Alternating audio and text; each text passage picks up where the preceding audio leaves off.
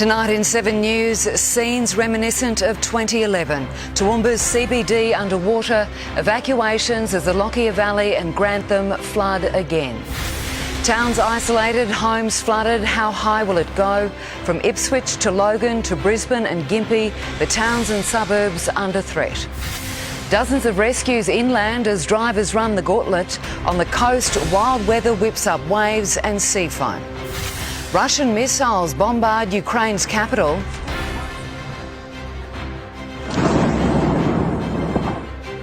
Troops now just outside Kiev, the Chernobyl nuclear site under Russian control. But Ukraine's military strikes back, Russian helicopters and tanks destroyed. And innocent civilians caught in the crossfire, families in a desperate battle to escape. Live from Brisbane, 7 News with Sharon Gadella and Max Butcher. Good evening. It is chillingly reminiscent of 2011. Parts of Grantham evacuated as a raging inland sea surged through the Lockyer Valley community. 6 people tonight remain trapped on the roof of a house. Rescuers can't reach them because the weather is just too bad. Grantham going under. A wall of water pushing past and beneath homes where people sheltered inside. Cars almost covered these houses, their residents, in its unforgiving path. Hours earlier, the flood siren sounded and they knew what was coming, told to evacuate before the inland sea arrived. We're just waiting for the boat to come. They've gone past a couple of times, but they're checking on a few other people. But yeah, I've still got like 2 steps before the water comes into the house. It's an eerie feeling of deja vu for the Lockyer Valley. Swiftwater rescue crews going into Grantham to rescue anyone stranded. We are 2 kilometres south of Grantham. Emergency services are desperately trying to get a helicopter to those who are trapped, but right now the weather is simply too poor. After 2011, the lowest lying residents here were relocated to higher ground, a move that today may well have saved lives. The owner of the floating cafe in Grantham packed up the business this morning, concerned it could float away again. 2011, the whole cafe went underwater. Got picked up off its stumps and then it went, hit the trees there, got stuck there. A bit of water went through the cafe. They managed to re-stump it and put it all back together. In Drayton, the moment bystanders became heroes, wading through waist-deep water to rescue a man clinging for life on the front of his ute. By the time we got to the bank, the car was no more, so he's a very lucky man. A couple more minutes out there and he wouldn't be no more with us. The men threw him a rope and pulled him to safety, fighting the raging floodwater to get back to land.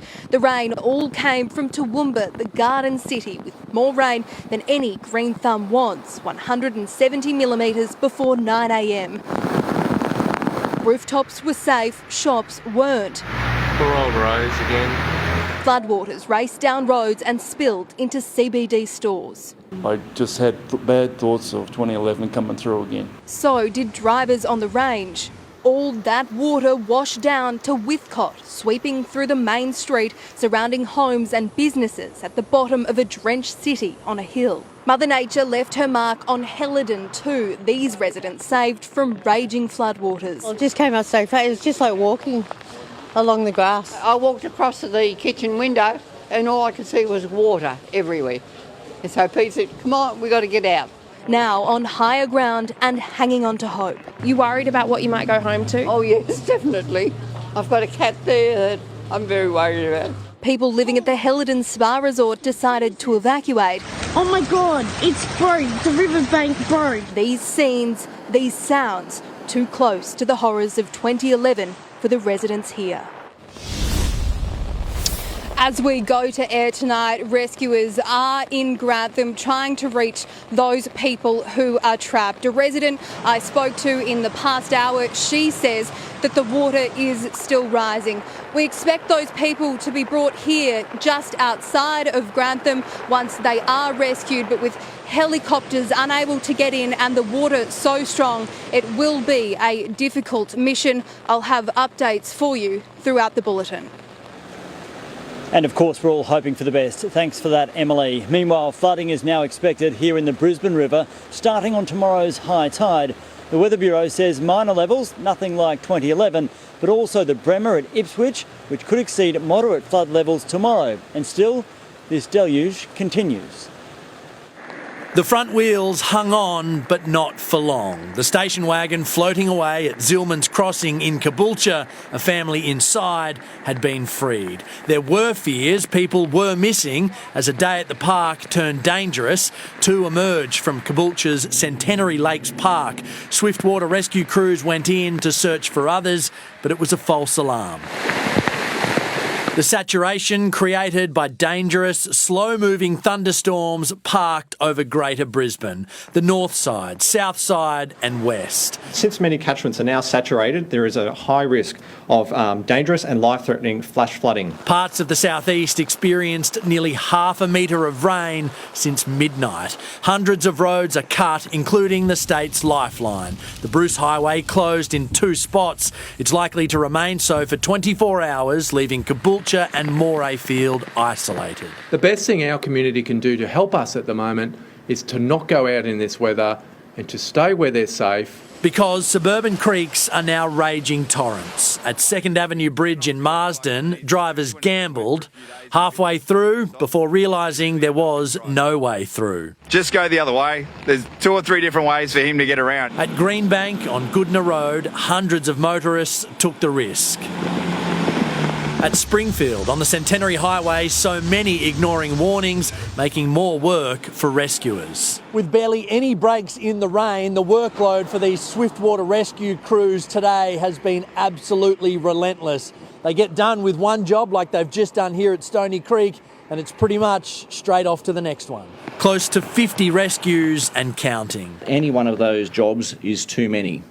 It puts our personnel at risk. Visibility was poor as rain poured. Rockley's Stable Swamp Creek is usually a trickle, today a torrent. Torrential, yeah. Normally it's, calm. Now you just see all the debris flying through and, it's crazy. 120 kilometres northeast of the city. The very top end of the eastern branch of the Brisbane River. All flowing downstream. Joel Dry, 7 News.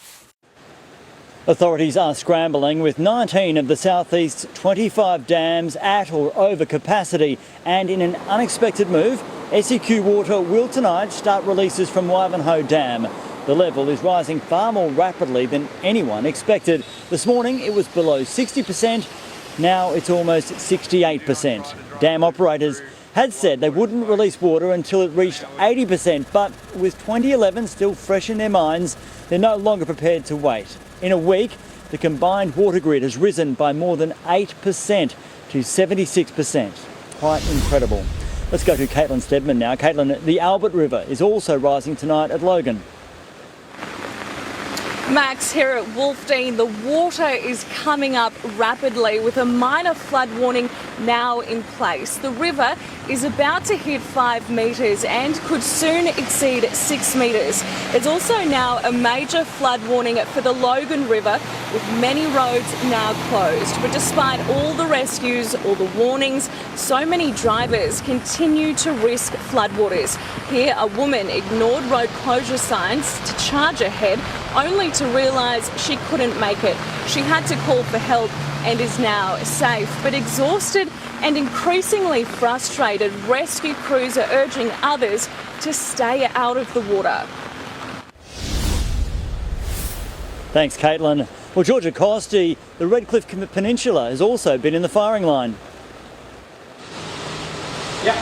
Max, there's heavy rain falling here right now, and it is coming down quite quickly. The risk of flash flooding is quite high. Already roads are cut, creeks have broken their banks. Winds have also been picking up. Gusts of around 46 kilometres per hour have been recorded. The Weather Bureau says these kinds of conditions are extremely unusual for this area, especially at this time of year. And there's plenty more rain crossing the coast, so residents are being urged to stay inside. Thanks, Georgia. Well, let's go further north now. In Gympie, the Mary River is right now rising and flooding the centre of town, and it's tipped to reach heights not seen in more than 20 years, triggering a race to evacuate shops in the city centre. They knew the waters would come, but watching it is still devastating. For the town and the businesses and the people that are stuck, so it is quite a scary experience. Bridges into Gympie went under this afternoon. Locals know what's next, the CBD. Shop owners didn't bother sandbagging. The Mary River's force is too great, expected to peak tonight, bringing a flood as severe as the town's 1999 disaster. The warning sounded the starter's gun on a race to higher ground. Shipping containers trucked in to get stock out. Council came down earlier and expected it to be 21 metres, which is halfway up this wall. In Mary Street, the heart of the town, frantic business owners were up at 4:30 this morning. I heard the rain and it was really heavy and I thought, no, this is not good. They cleared out offices, saving what they could. We didn't expect it. It's taken everybody by surprise, to be perfectly honest, because there's been so much rain so fast. More than 300 millimetres of rain fell in the Mary River catchment overnight. It's now sitting at more than 16 metres and rising, heading towards a major flood level with a peak of 22 metres. 22 metres, we're completely submerged, so we're getting out as fast as we can. Residents in rural properties have been cut off. This is second major flood incident in about 6 weeks, and no doubt they're feeling the pain. At Amamore, it was a race to evacuate livestock and to find a missing family. Swiftwater crews couldn't reach them, instead calling in a chopper.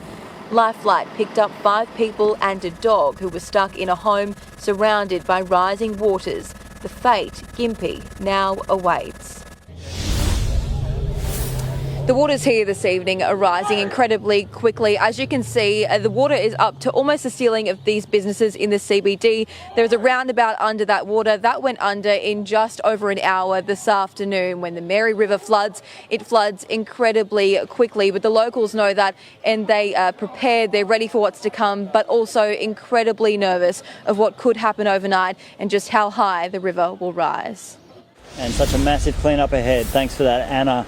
Rosanna Kingson is in Pomona for us tonight, where residents are being warned this rain could get worse. We're being told as much as 300 millimetres could fall over a 6-hour period, bringing with it the risk of life-threatening flash flooding. Emergency services are on high alert. There's already been dozens of rescues across the Sunshine Coast, and most likely there will be more to come.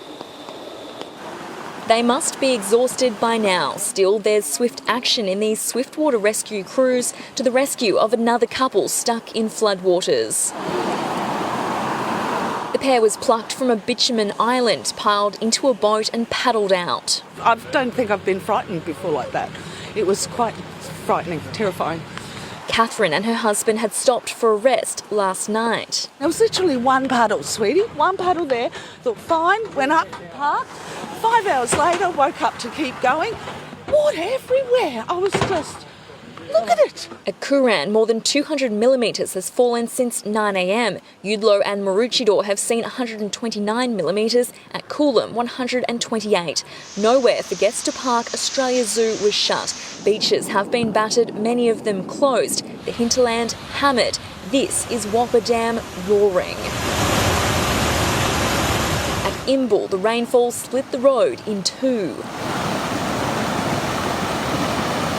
After waiting hours for the Diagula Highway to open, drivers heading west quickly became stuck again. The road into Kilcoy quickly going under and then cut off. Probably just going to have to crash. Probably in the car, maybe, I imagine. I imagine that's what everyone else would probably be doing if this water doesn't go away. In Cooroy, residents were told it would get worse. They just didn't think it would be this bad. I've lived here for 25 odd years. I've never seen it like this before. Now pondering what's still to come. Rosanna Kingson, 7 News. The Gold Coast has so far escaped the worst of the flooding, with the biggest impact felt on wild, dangerous and now closed beaches. But in the hinterland, an entire community is tonight isolated after their only road out was washed away. Upper Coomera Road is the only access for residents in Illenbar and the Flying Fox Valley, and the road is gone. The causeway collapsed, undermined by a relentless torrent of water. All of a sudden, just sort of built up and, washed away, and the rest is history. Residents stuck upstream are safe on high ground, but plenty of people were caught unprepared. Well, Thursday's normally shopping night. So yeah, we're running low. But more so medicines and that, like everybody on this side can't get anything. 171 millimetres of rain fell at Springbrook overnight, almost 400 in 3 days. That's all washing into Hinds Dam, which was spilling before this weather system even arrived. Hinds is now at 109% capacity, the spillway almost 2 metres underwater. I love the sound of the water coming down and it's lovely and fresh. Quite unlike the beaches in Queensland's tourist capital, lifeguards closed them all first thing this morning. The water clarity, you just can't see it, just so dirty and dark. Waves of more than 2 metres are crashing onto beaches, mixing the flood runoff into a mess of foam. The shoreline at Snapper Rocks has been buried. I've never seen anything like it. It's just nice and fluffy and soft. The foam has covered debris being washed out from coastal creeks and rivers. Like when you take a step, you kick your toe on a rock or something and it hurts. Wave heights will continue to build overnight and the wind strength too. And with flood runoff still to make its way down the rivers, lifeguards expect beaches will be closed again tomorrow. Anything but a surfer's paradise. On the Gold Coast, Amanda Abate, 7 News. Yes, well, let's bring in our coastal expert, Paul Burt. Now, Burt, he looks pretty wild there at the Gold Coast Seaway. Yeah, it certainly is at the moment, Maxie. Look, we pretty much dodged a bullet today, but I can tell you now the wind gusts have really started to pick up in the last half an hour. The barrier north of Ormo to Beenleigh that really held that system away from the Gold Coast has since been broken. Now that system is moving down onto the Gold Coast as we are standing here at the Southport Seaway. The waves behind me are crashing through. Coastal bars will be closed over the next 24 to 48 hour period, along with all Gold Coast beaches during that time. Wave recording stations starting to build now as well, 2.5 up to 4.5 metres, and they're anchored a couple of kilometres offshore. But checking out the satellite, we are seeing that system again approaching on the Gold Coast. It looks as though we're in for a bit of a wild night down here tonight. Max? All right, thanks for that, Bertie. So, Tony Auden, how much more rain can we expect? Well, Max, the flooding risk is now a question of how much, how long it falls for and where it falls. Now, here is the upper low driving those humid northeast winds feeding into this rain system. It's expected to stay inland until finally pushing offshore late on Sunday. Until that happens, we have all of those ingredients for more heavy rain across the southeast. That's plenty of time to accumulate further widespread falls of at least 200 to 300 millimetres and pockets of much heavier rain again. The forecast models have chopped and changed on this, but they still agree and they keep pushing this rain further inland. The Lockyer Creek and Bremer River catchments, which feed into the Brisbane River and aren't protected by Wivenhoe Dam. This rain could worsen the current flood forecast for Ipswich and Brisbane. Where the rain falls tomorrow will be critical to how this event plays out. Sharon, I'll be back soon with the latest. That update, very important. All right, thank you, Tony. To today's other big story now, and tougher sanctions are doing little to stop the Russian missiles being fired into Ukraine. They're not just coming from rebel areas, but all around Ukraine. This is the damage from one of the blasts today, part of a rocket smashing a Kyiv residential building. More than 100 Ukrainian soldiers have been killed and more than 100,000 people have fled the country. There are fears the capital could fall within days. Through a window near Kiev, the view of war. Russia's arrival on the doorstep of a democracy's capital. 2 Ukrainian fighter jets raced to a local military base under attack. Russian helicopters are trying to disable Ukraine's defence network, 40 kilometres outside the capital. How can I find it?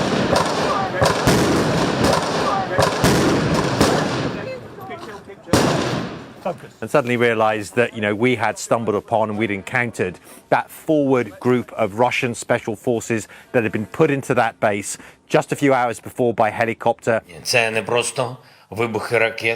What we're hearing today, it's the sound of a new Iron Curtain descending, cutting Russia off from the civilized world. But Ukraine is fighting back. Defence experts say this is a Russian fighter jet shot out of the sky near Kiev by a Ukrainian anti-aircraft missile. The local forces also claim to have destroyed these Russian tanks, a Russian helicopter, and captured these soldiers. Putin is the aggressor. Putin chose this war, and now he and his country will bear the consequences. The United States estimates more than 160 missiles were fired in the first 24 hours of this battle. Russia claims it destroyed 83 Ukrainian targets and disabled all of Ukraine's air defences in the first 3 hours. Like this radar station near the Black Sea, the human toll, at least 137 of Ukraine's soldiers have been killed. As fathers say goodbye to their children, possibly for the final time, with all able men called up to fight. Men of all ages. Here, an 80-year-old, 2 T-shirts, 1 pair of pants and a sandwich, ready to face the front line to protect his grandchildren. I'm driven to conclude that Putin was always determined to attack his neighbour, no matter what we did. Now we see him for what he is, a blood-stained aggressor. Most feared the attacks would focus on the pro-Russian enclaves in the east, but it went so much further. Confirmed explosions show precision attacks across the country, even the capital Kiev, Odessa on the coast, everywhere. Even capturing the notorious Chernobyl nuclear reactor, where analysts say radiation levels there spiked overnight. In Kiev, Soviet-built subways became shelters from Russian bombs. Above ground, a rations rush on cans and cash. There is no purgatory for war criminals. They go straight to hell.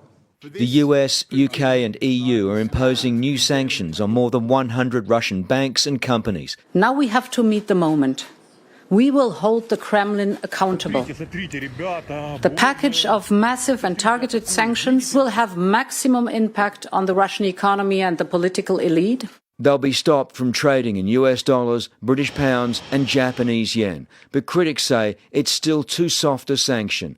Russia can still use SWIFT, the secure system that connects banks in more than 200 countries. The purpose of the sanctions has always been and continues to be deterrence. Given the full-scale invasion, given that you're not pursuing disconnecting Russia from what's called SWIFT, the international banking system, respectfully, sir, what more are you waiting for? The sanctions we've imposed exceed SWIFT. The sanctions we imposed exceed anything that's ever been done. They are profound sanctions. Let's have a conversation in another month or so to see if they're working. As buildings burn, civilians are among the casualties, and tonight are filling roads to Poland, the nearest escape route. This family had abandoned the car and were headed out by foot. A family of 6 people walking out of Ukraine to safety. Poland's border is literally 100 metres that way. But it was a border farce, a crush of cars and chaos, thousands of them. This desperate mother knows no one in Poland, but she knows it's safer than home. Where are you going to go to? Poland. Who to? Family? No. Where? You don't know where? No. Nowhere to go, but going anyway. And you packed up and you decided to leave. Where are you going? I don't know. Don't know? I don't know. So this is the humanitarian consequence of Vladimir Putin's actions. Thousands of people trying to flee, and this is just day one. Aid agencies are braced for an exodus that will run for months and could number in the millions. Similar scenes played out at Poland's 8 border checkpoints. It's expected Ukraine's other neighbour nations, like Hungary, Romania, will be experiencing the same. We've been driving for kilometres and this queue of traffic trying to get out of the country goes on and on. I can't see an end to it. It's 3:30 in the morning. These people are desperate to get out. Ukrainians running into Europe's arms. Ironically, that's Putin's gravest fear, the reason he launched this unprecedented assault, to stop Ukraine drifting any closer to the West. After today, he may have pushed them closer than ever before. This is a grave moment for the security of Europe. This is a deliberate, cold-blooded and long-planned invasion. Well, Chris Reason is in Ukraine tonight. And Chris, you have new details on the Ukraine fight back. Yeah, good evening to you, Sharon. Ukraine has issued a hit list of battlefield successes in this first 24 hours, claiming to have taken out some 30 Russian tanks, 130 armoured vehicles, 7 aircraft and 6 helicopters. But the reality here on the ground is that the Russian assault is moving at speed. Today, Ukraine President Zelensky said he knows he's target number 1, his family is number 2, and then the nation, with predictions that the capital, Kiev, could fall within 72 hours. It's such a worrying time. All right, thank you, Chris. Well, tensions are quickly rising among residents and police. Jeff Parry, what's the feeling there as this conflict enters its second day? Well, Sharon, there's been a noticeable change in the mood today. We notice that people are much more prepared to go to the shelters when the air raid sirens sound, and they're doing that with more frequency. They are obviously watching and fearful of what's going on. They're watching what's going on in their own country on the television and on social media. They've never been this fearful before, and some of them are actually considering going and joining those massive, massive queues of refugees and flee to Poland. Panic descending across the main roads of Ukraine. Petrol stations inundated as the Russian invasion spreads. Cars waiting hours to fill up, these drivers left with empty tanks. The system controlling Bowsers and payment has broken down. Under an imposing threat, missile attacks coming in fast from a large Russian army. This is a relic of a previous war when the Russians were fighting the Nazis, and it happens to be near a Ukrainian radar system that the Russians fired a missile at early this morning. After we filmed, we were stopped by local villagers. They were suspicious. They thought we could be spies, and they called the police. Local police gathered around us on a street outside Lviv, demanding we show proof that we were Australian media and not Russian operatives. Locals are tense because they're now living in war. This missile landed in an apartment building. Incredibly, it didn't explode, but too many did. People are fleeing, with threats coming from the sky and on the ground. A fierce anxiety running through a population already fearing for their existence. Jeff Parry, 7 News.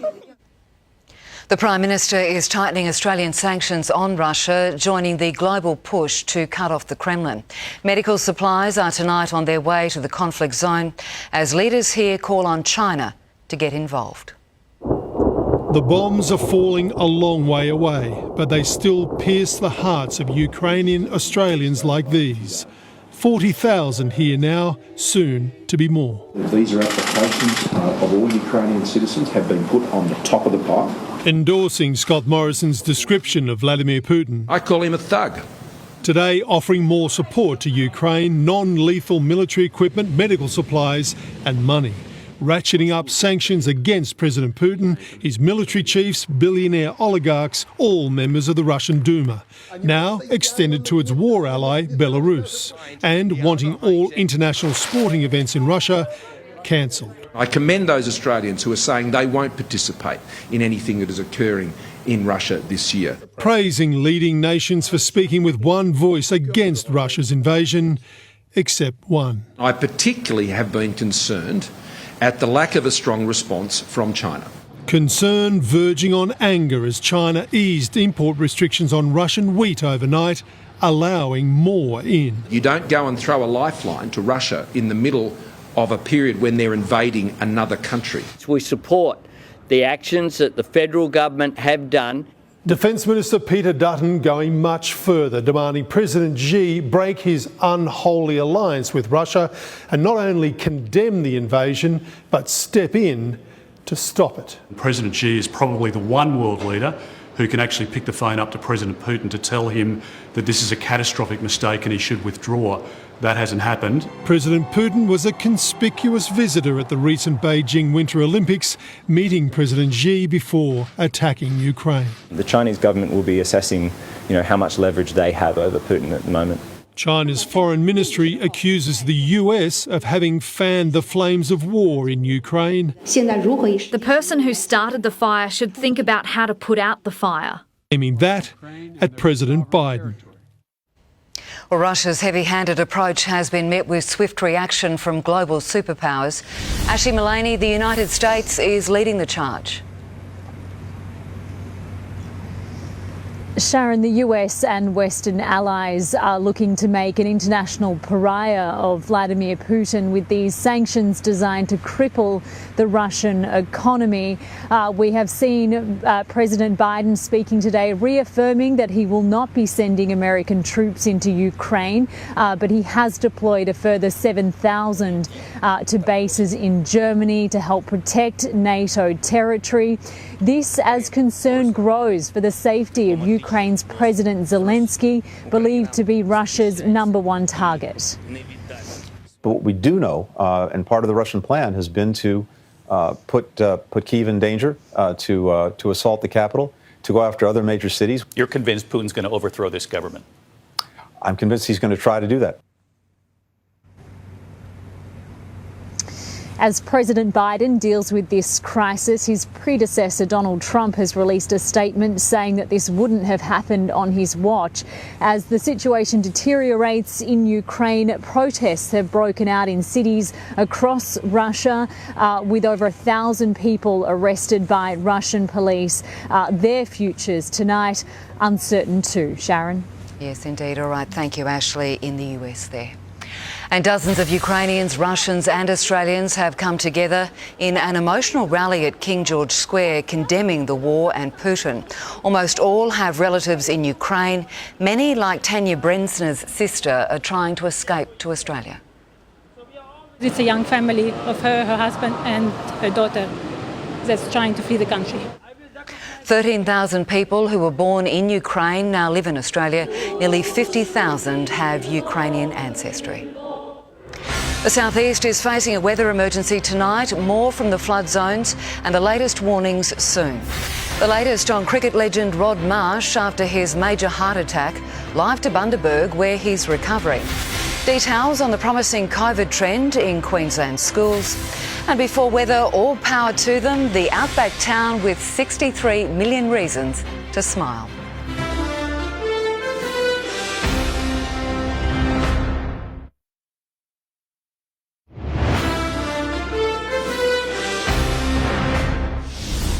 To breaking news now, and a man has been shot down by police at a Marsden shopping centre and rushed to Logan Hospital in a critical condition. A video of the incident shows police surrounding the man with guns raised before the shooting.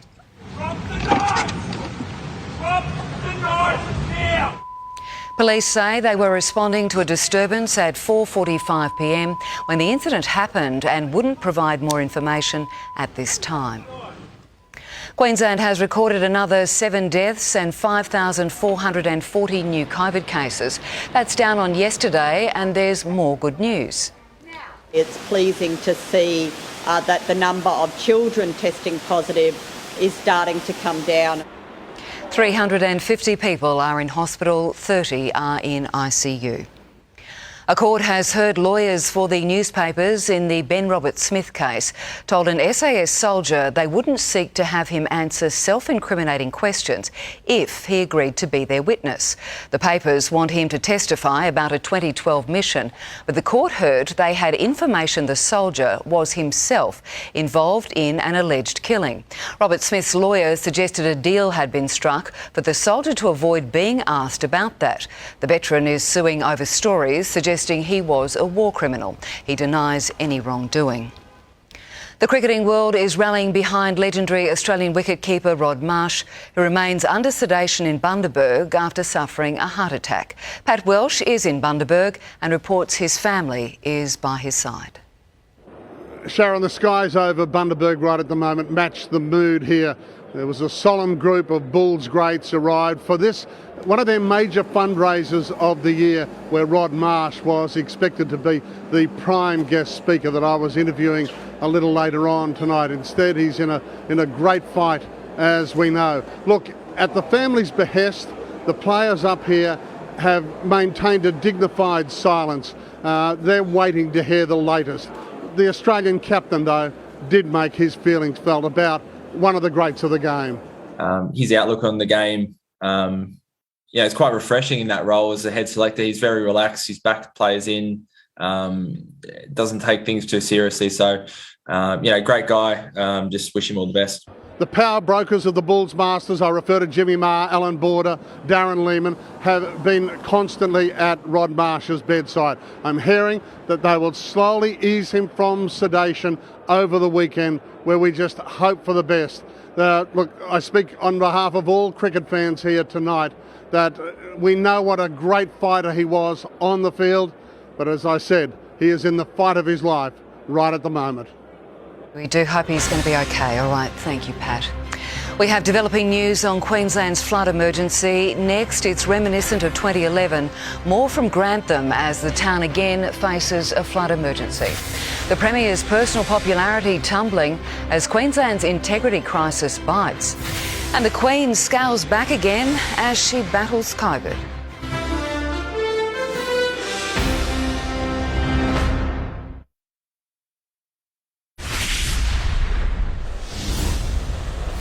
We have some breaking news in this developing flood situation now. SEQ Water has just announced releases will begin from Wivenhoe Dam from 10 p.m. tonight. Across the southeast, there have been dozens of rescues after motorists became trapped. Tonight, the deluge continues. Emergency crews are expecting a treacherous evening ahead, with a warning for potentially life-threatening flash flooding. The Bremer River at Ipswich is now forecast to exceed moderate flood levels of 9 metres tomorrow morning, likely impacting parks and roads. The council says residents in low-lying areas and near creeks should monitor the situation on council's webpage. For context, in 2011, the Bremer hit 19 metres. The Brisbane River is forecast to reach minor flood levels of 1.7 metres. That would be on each high tide throughout this weekend, but that too could rise depending on the falls upstream. Again, for comparison, the 2011 flood level here in the city was 4.5 metres. Let's go back to Emily Arnold now, who's just outside Grantham. Emily, have those stranded residents been rescued yet? Well, Max, it isn't clear if those people are safe yet tonight, but what we do know is the rescuers who set off from here about 2 kilometres outside of Grantham, they are yet to return. The flood warning siren began sounding in Grantham around 1:30 this afternoon. It really is hard to fathom how that must have felt for so many residents who also went through the 2011 floods. Up to 300 millimetres has fallen across parts of the Lockyer Valley today, and here where we are, light has faded very quickly. The rain has started pounding again and the water is still rising. So Max, no doubt a very nervous night ahead for so many residents. Terrible conditions indeed. All right, thank you, Emily. Queensland's integrity crisis is biting, with Premier Anastasia Palaszczuk's personal popularity tumbling as a direct result. It comes as the head of the corruption watchdog finally reveals details about that mysterious laptop. Giving her approval to a new art gallery in Rockhampton, but the Premier's personal popularity has hit some rocky ground. I'm out and about talking to Queenslanders each and every day, and, I never take their trust for granted. But a YouGov poll published in the Courier Mail of more than 1,000 people shows 33% of voters view the Premier less favourably due to integrity issues. 46% haven't changed their views, 10% view her more favourably, while only 11% hadn't heard about the saga. After so much secrecy, the corruption watchdog has finally confirmed the CCC is not currently investigating the Integrity Commissioner. But it's investigating Nicola Stepanov's concerns about interference from the Public Service Commission after a laptop was taken. It wasn't at the request of the CCC that laptops were removed from the Office of the Integrity Commissioner. The Crime and Corruption Commission did not order the raid on the Integrity Commissioner's laptop. This has been one of the reasons the Premier has used not to answer questions. It's also been revealed the CCC's investigation has a name, Operation Workshop. The probe is expected to finish in April. Dr Stepanov's urging another parliamentary committee to reveal if she's under investigation after being referred to the committee by the Premier. Justice delayed is justice denied. Marlena Wapp, 7 News. The Queen has cancelled 2 more virtual audiences as she battles COVID. It's the second time the 95-year-old monarch has postponed meetings since being diagnosed this week. Buckingham Palace says she's still experiencing mild cold-like symptoms. Happening now, homes inundated, towns cut off. Tony Auden's back soon with the latest on the conditions.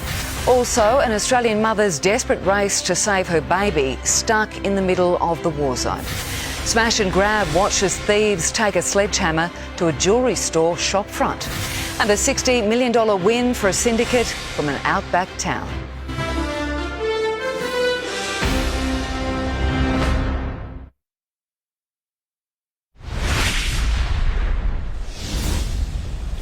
Let's go back to Anna McGraw now, who's in Gympie. Anna, they've been releasing water from the dam up there. Max, that happened just a little over an hour ago. As you can see, the water has continued rising incredibly quickly here. It's reaching the ceilings of those businesses behind me in the CBD. Now, the Mary River is expected to peak at 22 metres overnight. To give you an idea, where I'm standing now will be fully submerged, as well as everything behind me once that does happen. Now, it's continuing to rain quite heavily here in Gympie, so locals, they are nervous as to what will come overnight. Authorities are comparing it to a 1999 flood disaster, but it certainly will be an incredibly nervous night here in Gympie. It will. Anna McGraw in Gympie there reporting. One Aussie couple is racing toward the war zone tonight in a heart-wrenching battle to save their baby. A surrogate gave birth to little Alba 10 weeks early. Now she's in neonatal intensive care as her parents fight to reach her. A mother's love is what's driving Jessica Van Newton to the war zone in Ukraine. Oh, I just want to just tell her that she's so loved and so wanted, and we just want to get her home, like to her family. Jessica and her husband were on the first flight out of Australia, desperate to beat Russian forces to Odessa, where their daughter is in neonatal intensive care. Baby Alba was born via surrogate 10 weeks early. Who's cuddling her? Who's touching her? Who's reading stories? You know what? No one is. The couple endured 15 rounds of IVF and a miscarriage. Then they had to marry to qualify in Ukraine. On Tuesday night, at 29 weeks gestation, the news they didn't see coming. I didn't even know if it's a C-section or a natural. And then I'm like, I've got to get out of here. That text followed by frantic calls from the Australian government. DFAT rang today and they're like, do not go to Ukraine. And I said, I'm going to Ukraine. A quarter of international surrogacies now take place in Ukraine. Jessica and her husband have already met 4 other Australian couples now travelling to the region to reunite with their babies. How can you not go? Like, Scott Morrison has children. Like, Josh Frydenberg has children. How can you not go? Jodie Lee, 7 News. We have pictures now of a smash and grab robbery on the Sunshine Coast. It happened around 4 a.m. in Mooloolaba. 3 people can be seen using sledgehammers to break 2 shopfront windows before stealing jewellery. Well, time now for sport and some good results for our Queensland AFL teams, Katie. There sure is. We like that, Karen. The Lions and the Suns. Hello, everyone. Queensland's AFL teams booted more than 200 points in their trials, while up the M1, COVID chaos has ruled out a Broncos 5/8 contender.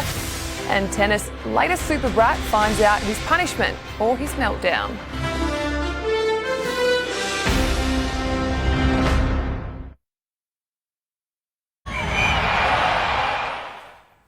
Albert Kelly's been ruled out of tomorrow night's final Broncos trial, leaving Billy Walters in provisional pole to wear Brisbane's famous number 6, just like his dad.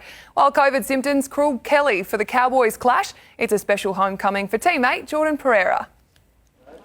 Back where it all began, a mixed bag of memories for this Broncos winger. Cyclone weather and some sprays from the coach because I had no idea what I was doing. So 39 NRL games, not a bad effort for a barista. I was working in a cafe making coffees once a week. I worked at Campbell's cash and carries I used to stack pallets. Albert Kelly was absent from captain's run, ruled out of tomorrow's trial with COVID symptoms. Tyson Gamble will partner Billy Walters. It's not like they don't talk to each other or when someone's in, let's throw him a bad pass so he looks bad. There's nothing like that. It's healthy competition. Tom Dearden escaped that healthy competition to play for the Cowboys and be Chad Townsend's potential halves partner. To be able to learn off him and listen to him at training has been a really big help for me this pre-season. While it seems in the NRLW, the Broncos are once again the benchmark. We've taken things up a notch, and so all the testing shows that we're certainly above where we have been in the past. Broncos play Roosters in Sunday's triple header at Newcastle.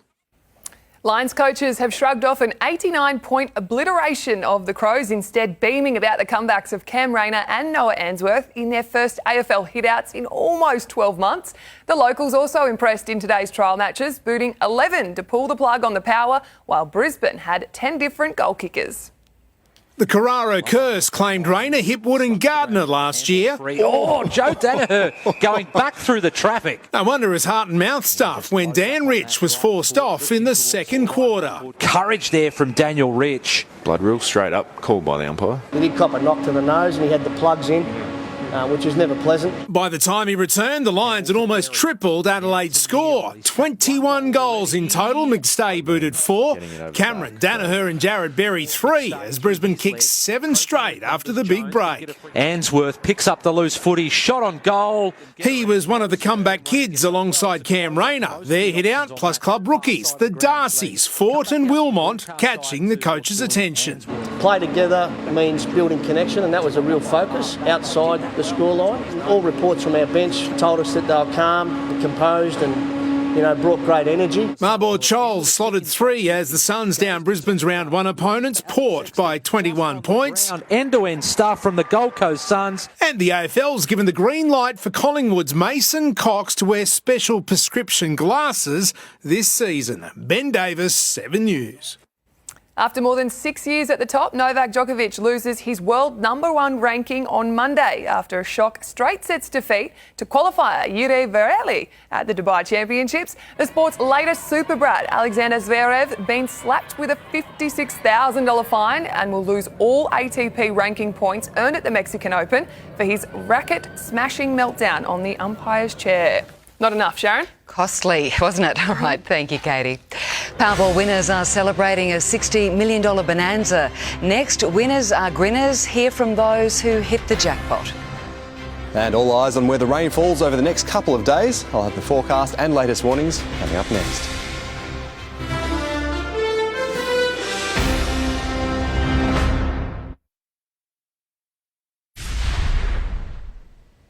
The West Australian town of Kalgoorlie is celebrating after a lotto syndicate won $63 million in Powerball. 250 locals will share the prize, winning $250,000 each. They've got a super big pit and really big trucks. But the biggest thing in the WA mining town of Kalgoorlie today, the big win. Steph just said, I just want to buy a ticket. And I was like, yeah, rightio. She said, I'll shout you. And I was like, okay. And then she rang me. I can't believe it. 250 Kalgoorlie locals paid $100 towards a $25,000 ticket in last night's Powerball jackpot. And the Red Dirt town hit pay dirt. Their syndicate took out $63 million of the winnings. Each ticket today worth $252,000. A lot of swear words coming out, a lot of swear words to each other. No, this is not true, is it? Joseph didn't want to buy a ticket. He said, no, I'd rather spend the money on petrol. Joseph, do you have something to say to Murray? I love you. Kalgoorlie also has 14 pubs, most of which we're told are expected to be busy tonight. With so much money in so many pockets here, a cash injection for the local economy is tipped to be on its way. The second lucky ticket was sold in Coffs Harbour, New South Wales, a red sports car on the top of the new multi-millionaire's wish list. Joey Catanzaro, 7 News. In 3 hours, water will be released from the Ivanhoe Dam as experts take steps to prevent any repeat of 2011 here in Brisbane. In Grantham, it's eerily reminiscent of that fateful day. Rescuers are tonight still trying to reach residents stranded in homes that have been surrounded by a vast, fast-moving inland sea. Concerns too in Gympie, where the Mary River is swallowing the centre of town. Low to moderate flooding is expected for the Brisbane and Bremer rivers. OK, let's go to Tony Auden now. Tony, is this rain event, looks like it's far from over?